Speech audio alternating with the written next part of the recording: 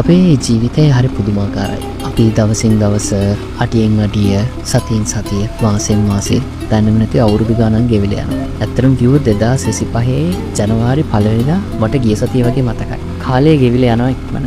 සමහර ලාවලට අපිට හිතෙනවා එහෙම වැඩ කරගෙන යද්දී දවසක් කර දවසක් කර සතියක් කර සතියක් කර පහු කරගෙන හැමදේම එක දිගට කරගෙන යද්දී මේ ජීවිතේ තේරුම මොකක්ද කියලා. සමහර ලාවලට හිතෙන අපි ඇත්තටම සතුටින් ඉන්නේ. හැබැයි මතක තියාගන්න ඕන කාරණේ තමයි සමහර විට මේ ජීවිතයේ ආර්ථය කියන්නේ ජීවිතේ ගත කරගෙන යනවා කියන්නේ ජීවිතේ අන්තිමට අපි හැරලා බලනවා කියන්නේ ඒ කතන්දරේ සතුට ගැන නෙමෙයි වෙන්නේ.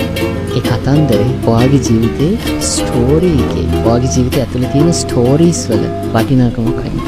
ඒ හින්දා සමහර වෙලාවකට අපි දුකින් ඉන්නකොට ස්ට්‍රෙස් එකකින් ඉන්නකොට ඒ දුක ස්ට්‍රෙස් එක ගැන හිතන්නේ ඇයි මං සතුටින් ඉන්නේ නැත්තේ කියලා හිතන්නේ නැතුව මේක මගේ ස්ටෝරි එක. මේක මගේ ස්ටෝරි එකේ තව චැප්ටර් එකක් කියලා හිතන්න පුළුවන් නම් මේ දිග ජීවිත ගමනේ අපිට ලස්සන ස්ටෝරි එකක් තමන්ගේම ස්ටෝරි එකක් බිල්ඩ් කරලා ඒ ගැන ආඩම්බරේ හැරලා බලලා කවදා හරි කාට හරි කියන්න පුළුවන්.